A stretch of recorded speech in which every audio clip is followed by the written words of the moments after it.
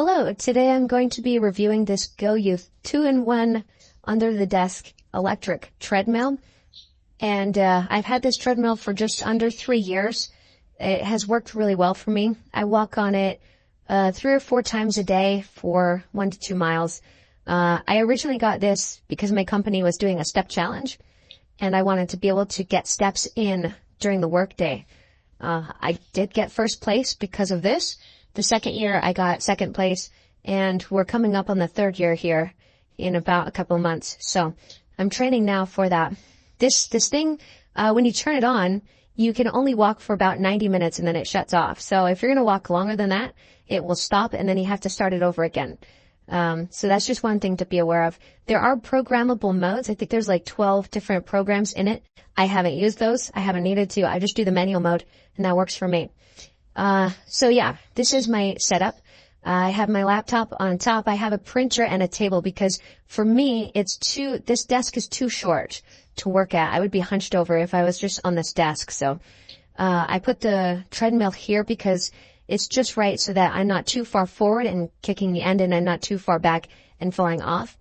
But this is my setup. So I usually walk during meetings. During COVID, I walked during a lot of meetings since everyone was working from home. If you plan on doing that, just make sure your team's okay with you walking. I found for me a nice, easy pace during meetings is about 1.5 miles per hour. And so that way I can talk and not be winded and anything like that. When I'm working, I usually do about 1.8 miles per hour because then I get a few more steps in. And if I go any faster than that, it's hard to type and use the keyboard. So I found that that's the sweet zone for me.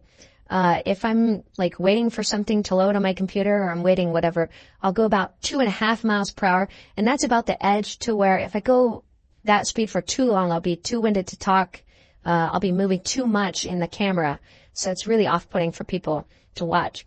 Now this is about 50 pounds, give or take. So it is pretty heavy. It was a little bit difficult to get upstairs in the box, but I think it would actually be easier if you took it out of the box and then carried it up afterwards. Having said that, there are some wheels on the front here. You can kind of see them. They blend in with the carpet. Right there, there's some caster wheels. So if you stow it, vertically, it can stand. And then there are wheels on the bottom here so that you can pick it up and adjust it. So I'm holding the camera in one hand. I can use the other hand to lift this up. It's light enough to do that. And then I can move it forward or backwards as I need to. If I need to move it left or right, I would need my second hand. But it is light enough, because most of the weight is up there. It's light enough on this end that you can lift it with one hand, no problem. All right, so here's how to use it. Very simple. Just plug it in. Notice it didn't turn on. That's because there's a switch in the back, okay? So you just plug the power cord in here.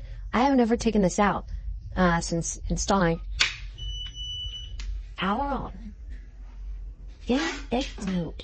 I don't know what GOYOUTH mode means, but it says that every time. So I had the controller right here, so just grab that. Has a nice little wrist strap. I don't ever use the wrist strap. For me, that seems like a lot to be walking with, dangling, but also because I'm here, I just set it right here, and then I'm good during the day. I am right-handed, so I usually have it on this side, but for this video, I'll use this. So it's really easy. Just press the center button here, does a little countdown, and then it starts going at its lowest speed, which is a 0.5 mile per hour. Okay. You can increase the speed. Let's see if I can get this to focus. So there's a plus and a minus button. It's kind of hard to see on the camera. I apologize. But as I hit the plus, you can see it increases 0.1 mile at a time. If I hold it,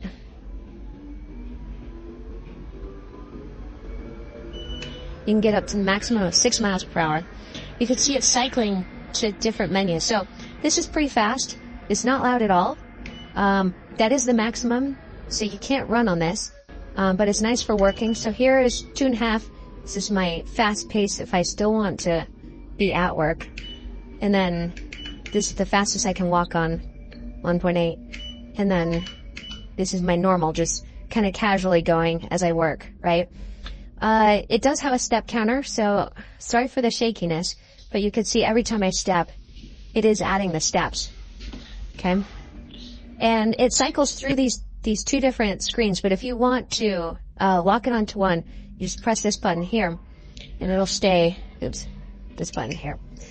And it'll stay on whatever you set it to. So, you see it's staying on distance, speed, and time here. If I press this button again, wait a second, and there we go. Yeah, so then I can hit it again and it'll stay on this one. So depending on which metrics you want, you can just lock it in here. This is, for the programs. Like I said, I've never actually used them, so I don't even know how to use it. That's just not a function that I use. I usually just walk until I'm done. Whenever you are done, you could just press this button again. This is the start button. This is the stop button. So there you go. Very simple, easy to use.